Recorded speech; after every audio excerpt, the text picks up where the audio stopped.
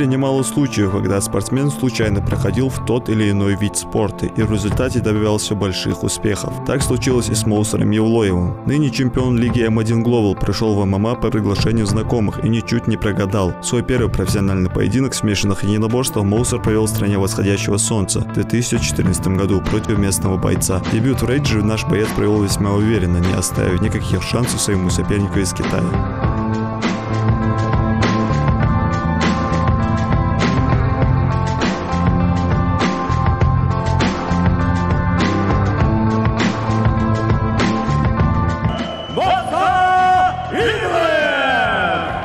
Эту победу Моусар Евлоев вспоминает как важнейшую веху в своей карьере.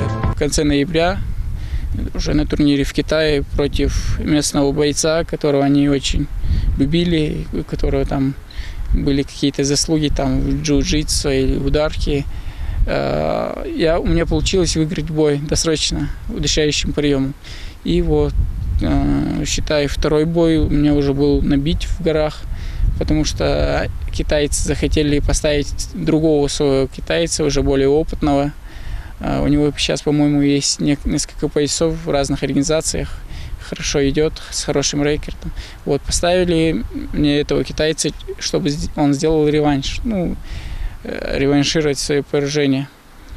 И вот этот раз у них тоже ничего не получилось. Реванш был тоже в мою пользу. И мне удалось выиграть такого довольно-таки опытного китайца, хорошего. И это дало мне хороший старт в дальнейшем, уверенность и мотивацию тренироваться еще больше и достигать еще больших высот.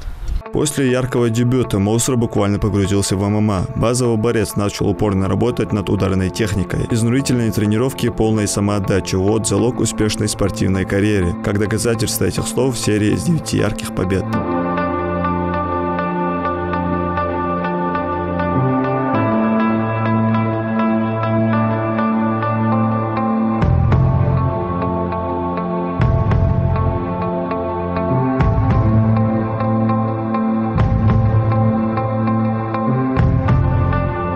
2017 год стал поворотным в карьере Моусара. Во дворце спорта Магас состоялся турнир М1 Challenge 76, где главным событием вечера стал поединок за титул временного чемпиона в легчайшем весе между Алексеем Невзоровым и Моусаром Евлоевым. Победителем этого противостояния стал Евлоев, эффектно нокаутировал своего соперника во втором раунде.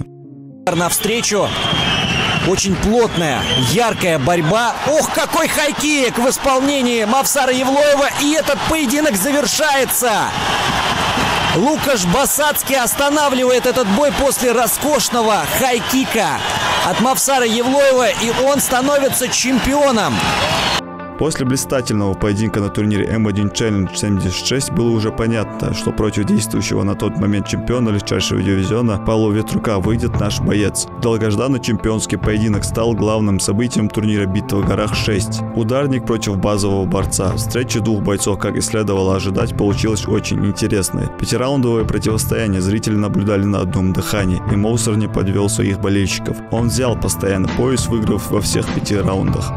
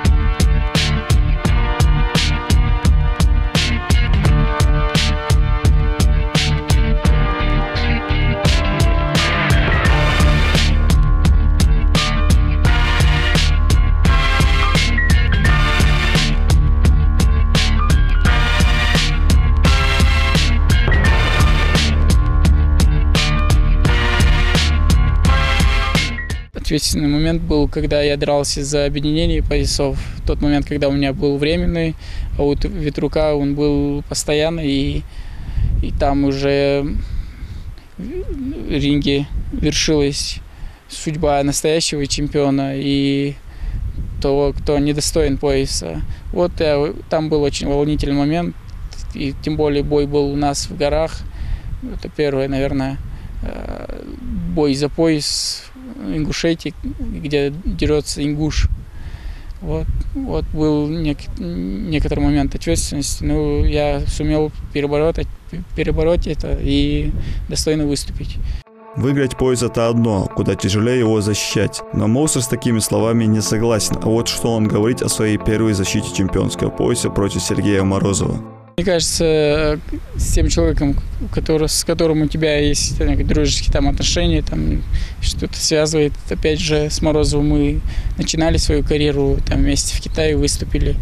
Вот. Мне до конца не хотелось с ним драться, но организация поставила ему этот бой, и он не мог от этого отказаться, потому что бой за пояс – это то, чего ждут все спортсмены всю свою жизнь. И он мне позвонил и сказал, что ему предложили бой против меня, и он не хочет отказываться. Я его понял и сказал, что будем биться как обычно, с врагами, но после боя будем, как и были, хорошими друзьями. И вот.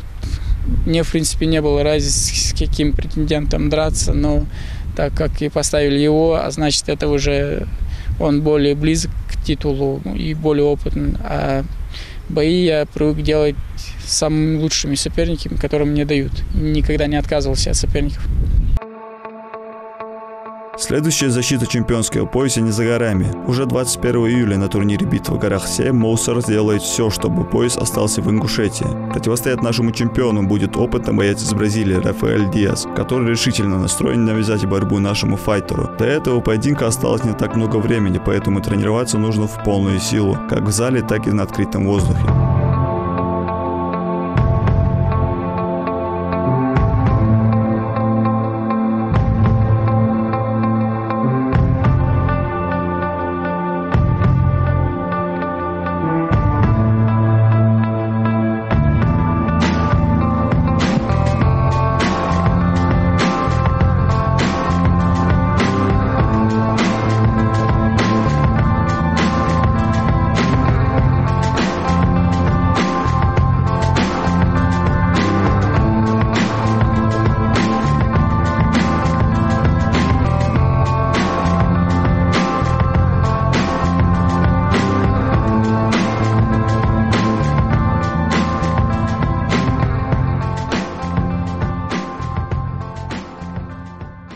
Третий раз я выступаю у нас в горах. Это довольно-таки очень сложно, потому что 1,5 километра над уровнем моря, и воздух разряженный, и 3 раза быстрее устаешь, чем на равнине. Но мы очень усердно готовимся к этому. И я, наверное, готов не на 100%, а на 200%, наверное, потому что я со всей ответственностью подхожу к этому моменту, потому что за меня будет болеть 500 000 моих земляков и много миллионов зрителей еще по всей России. Вот, буду выступать против неплохого бразильца, опытного, у которого 20 боев за плечами. Вот посмотрим, что выиграет, там молодость или опыт.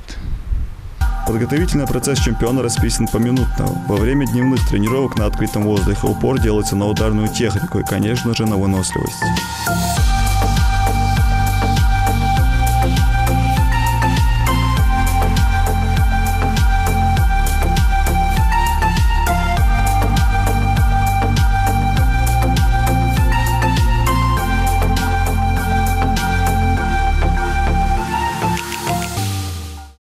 Еще один наш чемпион Хамзат Далгиев начал свою профессиональную карьеру в ММА на турнире «Битва в горах» в 2014 году. Увидев в рейдже заряженного на борьбу 18-летнего Хамзата, у многих сложилось мнение: этого парня ждет большое будущее в смешанных единоборствах. И как следствие, это мнение оказалось неошибочным. Неудачный дебют не сломил Далгиева, а наоборот закалил и помог выйти на победную тропу. 9 побед в 9 поединках подряд.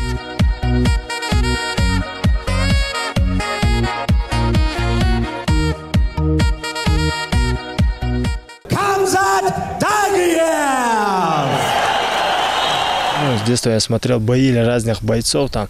Я помню, что сидел дома с отцом, там смотрели бои в октагоне. Это было тогда уже без перчаток, без рефери, по-моему, до последнего. И мне очень нравилось. Ну, тогда я занимался дзюдо. Сам по себе дзюдо тоже сам очень хороший вид спорта, красивый вид спорта. Ну, так сложилось, что спустя некоторое время, ну, нормальное время прошло, что я услышал, что у нас открыли зал. Зал был тогда Колой. Но я тогда тренировался. Ну, как тренировался? Просто выйти дома, пойти. Так, а так усиленные тренировки, там, готовлюсь, хочу добиться какого-то результата, начал только после битвы в горах 3. И так с того дня я уже тренируюсь, хочу добиться какого-то результата. Иншаллах, я думаю, что я по-любому достигну своего цели. Один из своих самых ярких поединков Хамзат провел в 2016 году на турнире «Битва нартов» против ветерана Кристиана Холли. Как и ожидалось, противостояние опыта и целеустремленности получилось очень зрелищным. Кристиан не раз заставлял своих соперников отступать после удушающих и болевых приемов. Но против Далгиева это не сработало. Закинутый замок на шею нашего бойца заставило болельщиков нервно наблюдать за противостоянием. Но спустя 30 секунд изнурительной борьбы Хамзат сумел выйти из этого положения и уже встречным удушающим приемом заставил противника сдаться.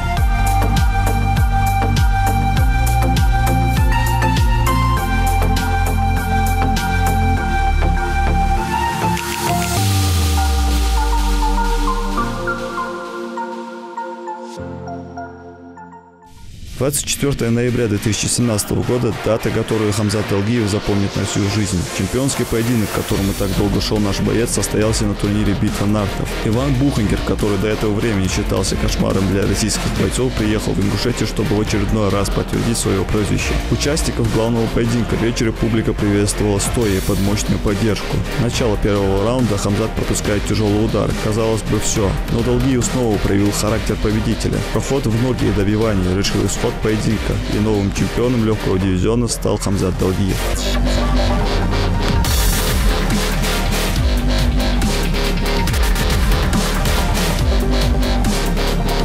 Свою первую защиту чемпионского пояса Хамзат должен был провести несколько месяцев назад против Нейта Ландвера, но травма соперника не позволила нашему чемпиону выйти в рейдж.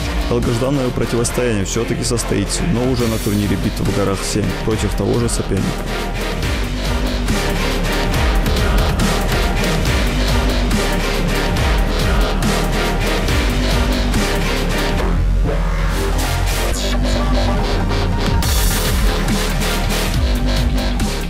До этого турнира я готовился на турнир 21 апреля. До Рамадана должен был драться с тем же бойцом, с тем сейчас проведу защиту, иншаллах.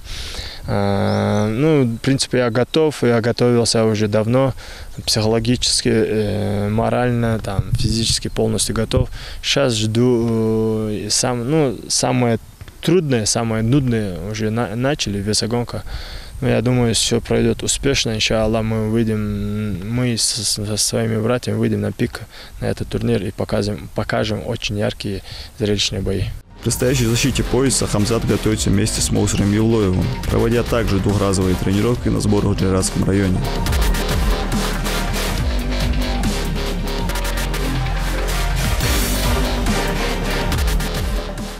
Сперва у нас были тренировки, тяжелые тренировки. Потом мы сейчас, в данный момент, перешли на функциональную тренировку. Тренировки проводятся 2 раза в день.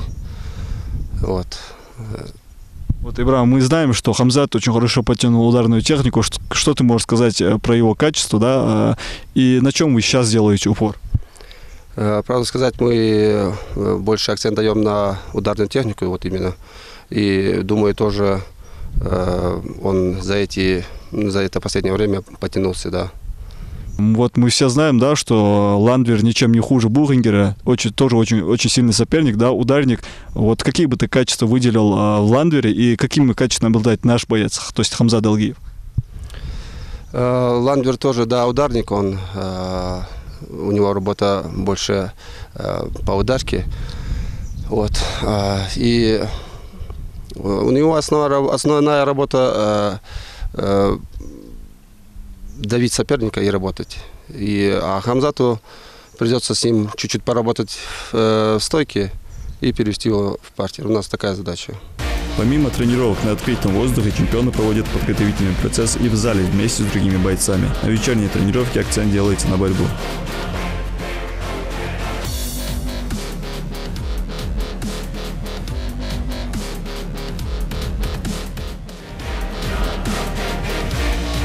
Впервые на турнире мы увидим 2 чемпионских поединка с участием ингушских бойцов. Моусри Хамзат ставит перед собой только одну цель – снова порадовать своих болельщиков.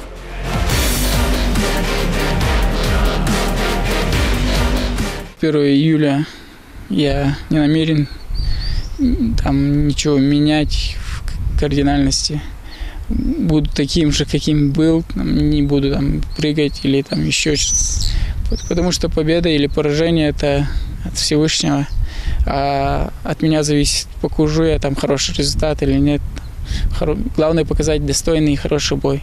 Вот, своим землякам скажу, что они самые лучшие, что это самая мощная поддержка, какой только можно мечтать. И попросить у них верить в меня до конца. Хотел, что наши земляки приехали на битву в горах, поддержали нас так же, как поддерживают постоянно. Я надеюсь, что они приедут, поддержат, и, иншаллах, по воле Всевышнему выиграем все братья. То есть главная задача для тебя порадовать свою республику, да? Да, главная задача порадовать своих земляков, порадовать свою семью, порадовать всех нас. 21 июля, Джайранский район, грандиозное событие. 7-й по счету турнир «Битва в горах». Ждем всех.